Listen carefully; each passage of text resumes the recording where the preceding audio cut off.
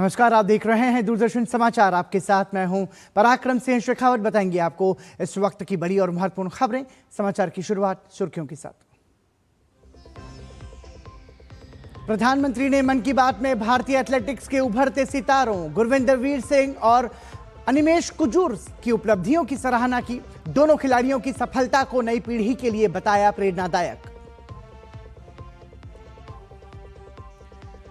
प्रधानमंत्री ने मन की बात में देश में पड़ रही भीषण गर्मी पर चिंता जताई। गर्मी से लड़ने के देसी नुस्खों का जिक्र करते हुए लोगों से खुद का ध्यान रखने की अपील की।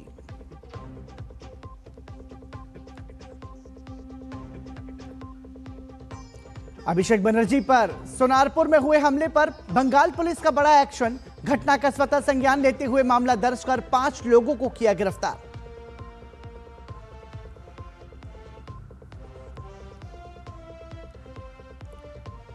हिमाचल प्रदेश नगर निगम चुनावों में भाजपा ने बनाई बढ़त।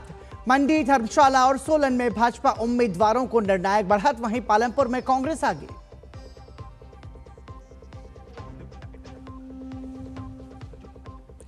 और आईपीएल में रॉयल चैलेंजर बेंगलुरु और गुजरात टाइटंस के बीच आज खिताबी भिड़ंत। अहमदाबाद में होगा फाइनल मुकाबला।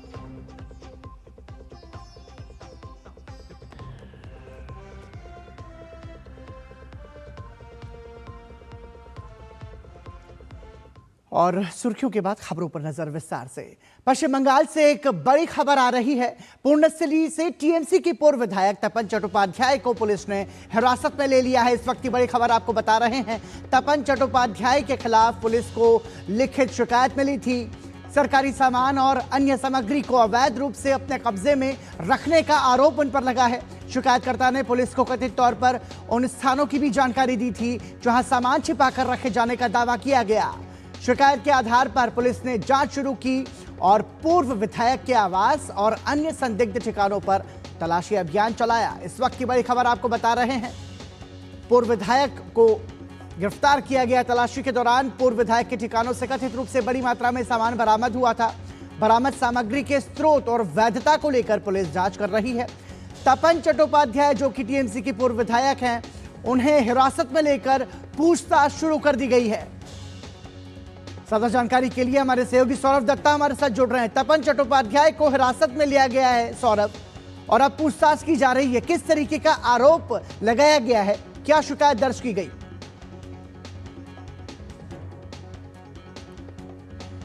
हमारे सहयोगी से जुड़ने का प्रयास हम करेंगे, लेकिन इस वक्त की बड़ी खबर आपको बता रहे हैं। टीएमसी के पूर्व विधायक को गिरफ्तार किया गया है। पूर्णस्थली से विधायक रहे हैं तपन चट्टोपाध्याय और अवैध सामग्री उन्होंने अपने कब्जे में रखी थी। यह आरोप उन पर लगा था। ये तस्वीर आपको दिखा रहे हैं। पूर्व विधायक के आवास और संदिग्ध ठिकानों पर पुलिस का तलाशी अभियान चला। तपन चट्टोपाध्याय के ठिकानों से कथित रूप से बड़ी मात्रा में अवैध सामान बरामद हुआ था, जिसकी शिकायत की गई थी। और उस शिकायत के बाद ये कार्रवाई, तस्वीर आप देख रहे हैं। पुलिस टीएमसी के पूर्व विधायक तपन चट्टोपाध्याय को गिरफ्तार कर ले जाती हुई तपन चट्टोपाध्याय को हिरासत में लेकर पूछताछ शुरू की गई है। पश्चिम बंगाल में एक के बाद एक टीएमसी के जो पूर्व विधायक रहे हैं और जो नेता रहे हैं, उनके जिस तरीके से घोटाले उन्होंने किए थे अपने कार्यकाल के दौरान, सत्ता में रहने के दौरान, और अब उन पर कड़ा शिकंजा कसता हुआ यहां पर नजर आ रहा है। एक के बाद एक हम देख रहे हैं कि जो ममता सरकार के दौरान जो तमाम सारे इस तरीके के रसूखदार जो नेता जो सत्ता पर रहे, उन पर इस तरीके के जो आरोप लगे और उसके बाद ये कार्रवाई हो रही है। हमारे सहयोगी सौरभ दत्ता हमारे साथ जुड़ गए हैं। सौरभ, तपन चट्टोपाध्याय की गिरफ्तारी हुई है, किस तरीके का आरोप उन पर लगाया है, किस तरह की शिकायत दर्ज की गई थी? पराक्रम, देखिए हमारे पास वो कंप्लेन लेटर है जो पूर्वस्थली के जो ऑफिसर इंचार्ज थे उनके पास कंप्लेन दायर किए थे। इनका नाम है प्राण कृष्ण देवनाथ। ये उसी ग्राम के बेतपुकुर ग्राम के निवासी है, नादन घाट थाना के निवासी है।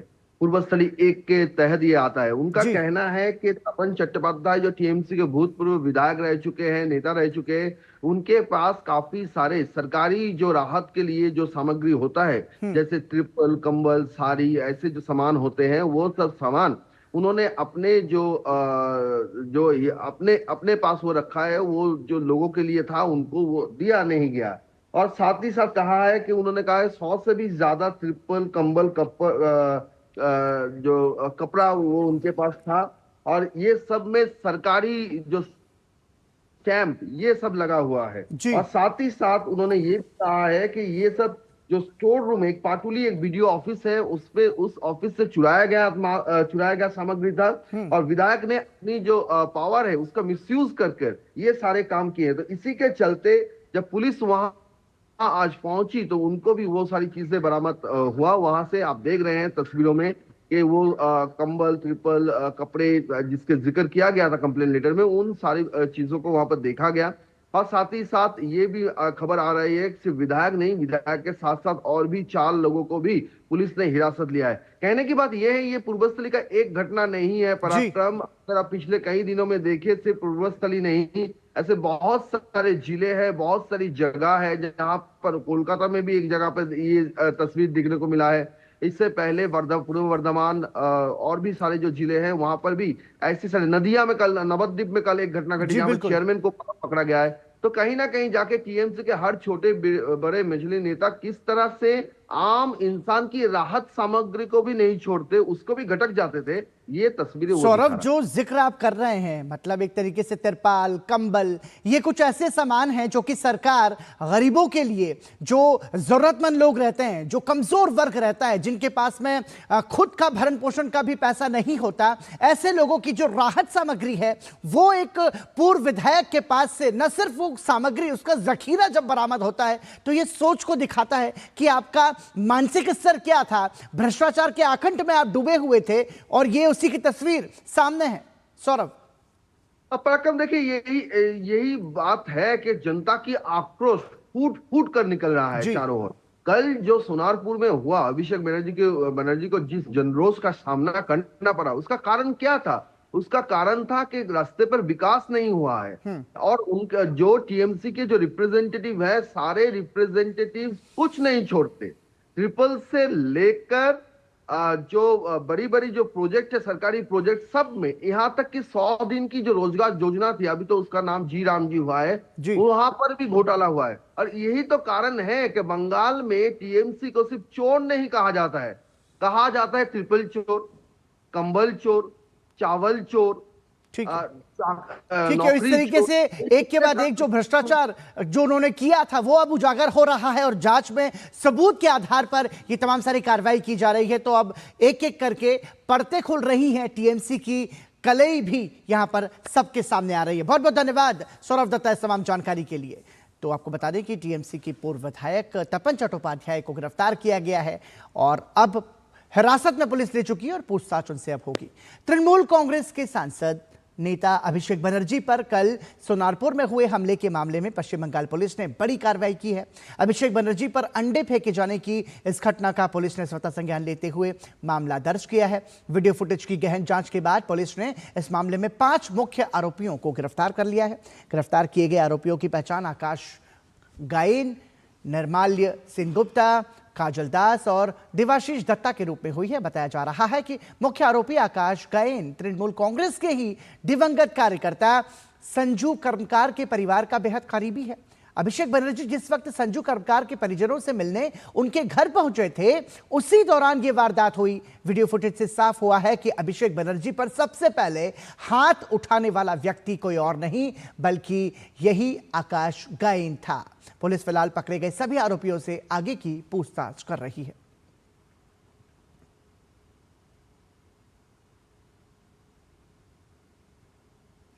प्रधानमंत्री नरेंद्र मोदी ने मन की बात कार्यक्रम में भारतीय एथलेटिक्स के 2 उभरते सितारों गुरविंदर वीर सिंह और अनिमेश कुजूर की उपलब्धियों की सराहना की। हाल ही में दोनों खिलाड़ियों ने 100 मीटर दौड़ में राष्ट्रीय रिकॉर्ड तोड़कर देश का नाम रोशन किया।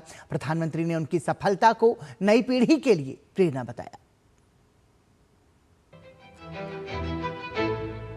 रांची में हाल ही में आयोजित नेशनल सीनियर एथलेटिक्स फेडरेशन प्रतियोगिता में भारतीय एथलेटिक्स ने नई ऊंचाइयों को छुआ।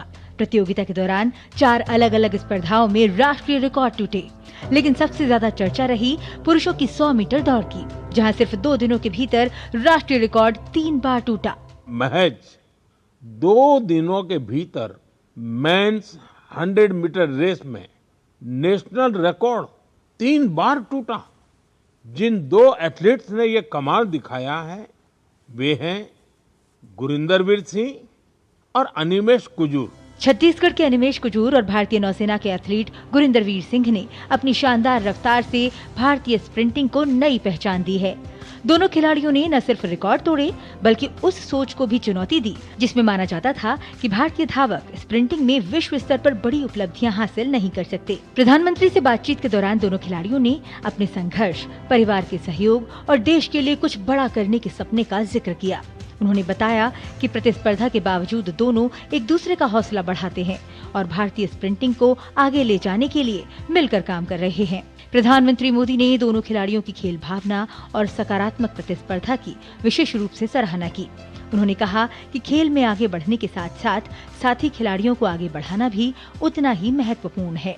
आप लोगों ने जो स्पर्धा की है ना, वो देश का मान बढ़ाने के लिए की है। मैं मानता हूँ कि आपका ये जो स्पोर्ट्समैन स्पिरिट है, खेलना भी है, एक दूसरे को चुनौती भी देना है और फिर आगे जाने के लिए एक दूसरे की मदद करना है, ये अद्भुत काम किया है आप लोगों ने। गुरिंदरवीर और अनिमेश की ये प्रेरक कहानी केवल रिकॉर्ड तोड़ने की नहीं बल्कि सपनों, संघर्ष और आत्मविश्वास की कहानी है। यही वजह है कि आज ये दोनों युवा धावक देश भर के युवाओं के लिए नई उम्मीद और नई प्रेरणा बन गए हैं।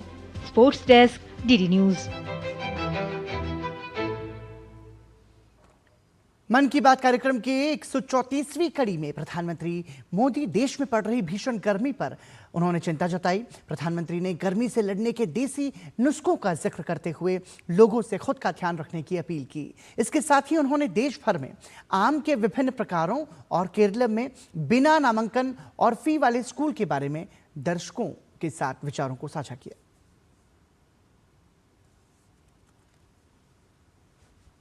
प्रधानमंत्री नरेंद्र मोदी ने मन की बात कार्यक्रम के 134वीं कड़ी में देश में पड़ रही भीषण गर्मी का उल्लेख किया। पीएम मोदी ने गर्मी में लोगों से खुद का ध्यान रखने, पानी पीने और सरकारी दिशा निर्देशों का पालन करने की भी अपील की। गर्मी में बचाव के लिए देश भर में इस्तेमाल की जाने वाली पेय पदार्थों का पीएम मोदी ने खास जिक्र किया और जमकर आनंद उठाने की भी बात कही। अगर आप उत्तर भारत में जाएंगे तो काफी जगह आपको मिलेगा आम पन्ना, कच्चे आम का स्वाद और गर्मी से राहत भी। पंजाब हरियाणा जाइए तो लस्सी मिल जाएगी, बड़े गिलास वाली लस्सी। राजस्थान और गुजरात में छाछ जैसे हर खाने की साथी बन जाती है। और बिहार, झारखंड, पूर्वी उत्तर प्रदेश में सत्तू का शरबत, उसकी तो बात ही क्या है, पेट भी भरे, ताकत भी दे। कोंकण और गोवा में कोकम शरबत, सोल कढ़ी, दक्षिण भारत में पानकम, नीरमोर, संबारम और ओडिशा में बेलपना। वो सिर्फ पेय नहीं, भारत के अलग अलग क्षेत्रों की परंपरा का हिस्सा है और इसमें एक भारत श्रेष्ठ भारत की भावना की झलक भी मिलती है। गर्मी का मौसम आए और फलों के राजा आम की बात ना हो, ये कैसे संभव है? पीएम ने आम की किस्मों का जिक्र करते हुए कहा कि हर इलाके का अपना आम होता है और इसका अपना स्वाद और अपनी खुशबू होती है। हर इलाके का अपना आम, अपना स्वाद, अपनी खुशबू। महाराष्ट्र और कोंकण का हापुस, अल्फांसो, गुजरात का केसर, यह तो आमरस की जान है। उत्तर प्रदेश का दशहरी और मेरी काशी का लंगड़ा। वैसे लंगड़ा आम की एक खास बात होती है, पकने के बाद भी उसका रंग कई बार हरा ही रहता है। बिहार का जर्दालू, जिसकी खुशबू दूर से पहचान में आ जाए। चौसा, मालदा, हर नाम के साथ लोगों की यादें जुड़ी हुई हैं। दक्षिण भारत जाइए तो बंगनपल्ली, तोतापुरी, नीलम, मलगोवा, बंगाल का हिमसागर, उड़ीसा और आंध्र प्रदेश का सुवर्ण रेखा, यानी जगह बदलती है, आम का रूप, रंग और उसका स्वाद भी बदल जाता है। पीएम मोदी ने केरलम के एक ऐसे अनोखे स्कूल का जिक्र किया जिसमें कोई एडमिशन फी नहीं लगती है और इसकी क्लास नदी में लगाई जाती है। एक स्थिति की कल्पना कीजिए, एक ऐसा स्कूल जहां बच्चे भी आते हो, युवा भी और बुजुर्ग भी। जहाँ कोई फीस न हो, कोई बड़ी बिल्डिंग न हो, कोई क्लासरूम भी न हो और सबसे रोचक बात, वहाँ क्लास नदी में लगती हो। साथियों, ये कोई कहानी नहीं है, ये एक सच्चा प्रयास है। केरलम के आलुवा में साजी वलाशेरिल जी ऐसा ही एक स्विमिंग क्लब चला रहे हैं। अब तक 15,000 से ज्यादा लोग यहाँ तैरना सीख चुके हैं। साजी जी ने दिव्यांग बच्चों को भी स्विमिंग सिखाई है। प्रधानमंत्री नरेंद्र मोदी ने कहा कि साजी वराशेरिल का जीवन काफी बड़ी सीख देता है। उन्होंने कहा कि देश में ऐसे ही लोगों के दम पर हजारों लोगों के जीवन में बदलाव देखने को मिला है। साथ ही लोगों से कहा कि सेवा करने के लिए बड़े साधन के बजाय एक अच्छे इरादे और लगातार किए गए प्रयास की जरूरत होती है। Bureau report, DD news. क्या रुकेंगे एक छोटे से ब्रेक के लिए, देखते रहिए समाचार। गंभीर हार्ट अटैक के बाद रीवा के जिला अस्पताल में भर्ती मऊगंज के गोविंद लाल तिवारी को इलाज के लिए एयर एम्बुलेंस से भोपाल भेजा गया। वहीं संदीप सिंह को किडनी फेलियर और सांस की तकलीफ से बचाने के लिए सिंगरौली से भोपाल भेजा गया। ये सब कुछ संभव हो पाया प्रधानमंत्री श्री नरेंद्र मोदी के मार्गदर्शन और मुख्यमंत्री डॉक्टर मोहन यादव के कुशल नेतृत्व में मध्य प्रदेश में संचालित पीएम श्री एयर एम्बुलेंस सेवा से, जो रोगियों के लिए वरदान बन गई है। मई 2024 से प्रारंभ हुई इस सेवा से 140 से अधिक लोग हुए लाभान्वित। आयुष्मान कार्ड धारकों को एयरलिफ्ट से लेकर प्रदेश के अंदर और बाहर सभी आयुष्मान मान्यता प्राप्त अस्पतालों में मुफ्त इलाज की सुविधा। गैर आयुष्मान श्रेणी के मरीजों का प्रदेश के अंदर सशुल्क एयरलिफ्ट और शासकीय अस्पतालों में इलाज। सड़क हादसे, औद्योगिक दुर्घटना या प्राकृतिक आपदाओं के घायलों के लिए भी मुफ्त एयर एम्बुलेंस की सुविधा। मध्य प्रदेश सरकार के द्वारा घोषित गरीब से गरीब आदमी की जान बचाने के लिए एयर एम्बुलेंस की सुविधा की जो सौगात दी गई है, वो एक बार फिर हमारे लिए लाभकारी सिद्ध हुई है। कई सारे लोगों की हमने इस तरह से जान भी बचाई है और मदद भी की है। हमारी सरकार गरीब से गरीब आदमी के जीवन में ये मदद करने के लिए तत्पर है। माननीय मुख्यमंत्री मोहन यादव जी का बहुत बहुत धन्यवाद करते हैं। इस योजना को चला करके गरीबों के लिए एक वरदान सिद्ध साबित किए हैं। पीएम श्री एयर एम्बुलेंस में प्रशिक्षित डॉक्टर और पैरामेडिकल स्टाफ की व्यवस्था। मेरी पसंद, मेरी पसंद, मेरी पसंद, मेरी पसंद, हमारी पसंद, हम सब की पसंद। मजबूत देश का मजबूत सरिया हो गया स्टील। ब्रेक के बाद एक बार फिर आपका स्वागत। आप देख रहे हैं दूरदर्शन समाचार। मन की बात कार्यक्रम। प्रधानमंत्री नरेंद्र मोदी ने अपने कार्यक्रम में अपने यूरोप दौरे के दौरान चोल काल की प्राचीन ताम्र पट्टिकाएं भारत को वापस सौंपे जाने का जिक्र किया। इसके साथ ही प्रधानमंत्री ने छत्तीसगढ़ में मिली 3 दुर्लभ ताम्र पट्टिकाएं, खगोल विज्ञान और गणित के क्षेत्र में अद्भुत खोजों पर अपने विचारों को देश की जनता के साथ साझा किया। कार्यक्रम में प्रधानमंत्री नरेंद्र मोदी ने लोगों से हमेशा कुछ नया सीखते रहने की अपील की। प्रधानमंत्री नरेंद्र मोदी ने मन की बात कार्यक्रम में हाल ही में संपन्न यूरोप दौरे के बारे में बात की। नीदरलैंड्स की यात्रा के दौरान प्रधानमंत्री मोदी को चोला काल की प्राचीन ताम्र पट्टिकाएं भारत को वापस सौंपी गईं। उस कार्यक्रम में नीदरलैंड्स के प्रधानमंत्री भी मौजूद थे। ताम्र पट्टिकाओं को लेकर मुझे देश विदेश से लगातार संदेश मिल रहे हैं। लोग खुशी जता रहे हैं, गर्व व्यक्त कर रहे हैं। दुनिया भर के तमिल समुदाय में भी इसे लेकर विशेष उत्साह है। इनमें 21 बड़ी और 3 छोटी ताम्र पट्टिकाएं हैं। ये मुख्य रूप से राजा राजेंद्र चोला प्रथम द्वारा अपने पिता राजा राजा चोला के एक वचन को पूरा करने से जुड़ी है। इनमें आनाई मंगलम गांव को एक बौद्ध विहार को दान देने का उल्लेख है। इन ताम्र पट्टिकाओं में चोला वंश की उपलब्धियों का भी वर्णन मिलता है। प्रधानमंत्री मोदी ने छत्तीसगढ़ में मिली 3 दुर्लभ ताम्र पट्टिकाएं का वर्णन किया और भारत सरकार द्वारा ऐसी अमूल्य धरोहरों के संरक्षण के लिए लगातार प्रयास का उल्लेख किया।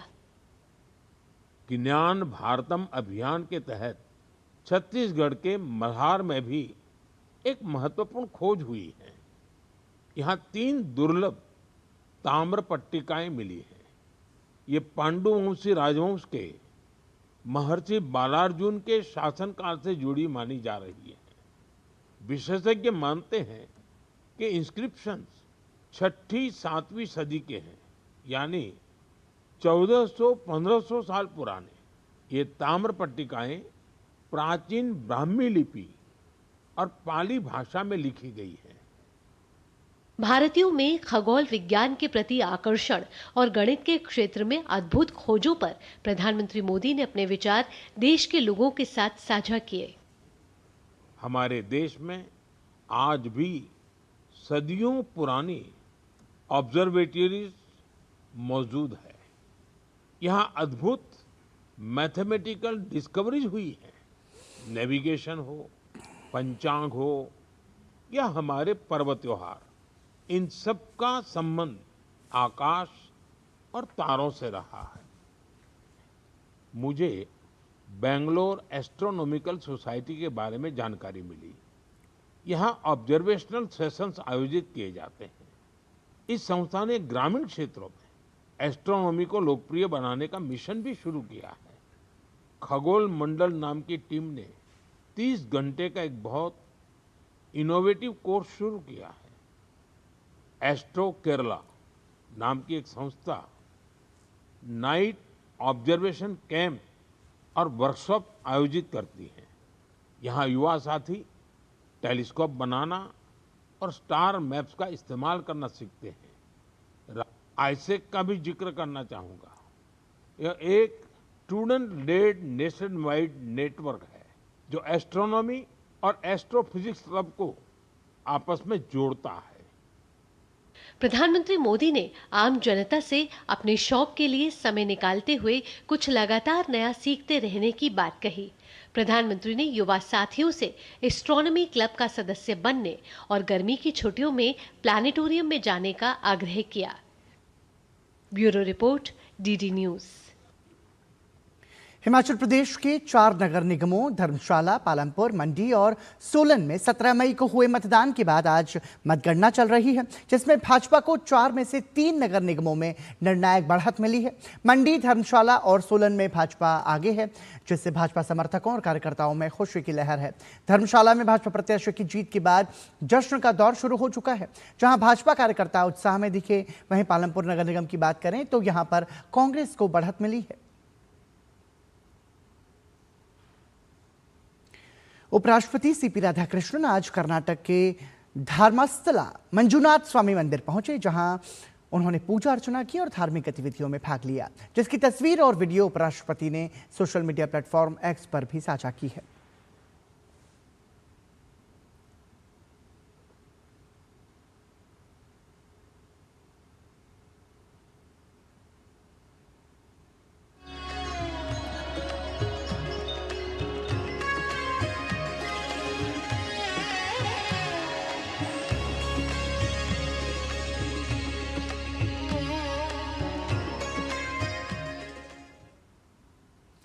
गाजियाबाद के चर्चित सूर्या चौहान हत्याकांड के मुख्य आरोपी असद को उत्तर प्रदेश पुलिस ने एनकाउंटर में ढेर कर दिया है। जानकारी के अनुसार पुलिस ने असद को पकड़ने के लिए जाल बिछाया था और इसी दौरान असद ने पुलिस पर फायरिंग कर दी। जवाबी कार्रवाई में असद घायल हो गया और अस्पताल में इलाज के दौरान उसकी मौत हो गई।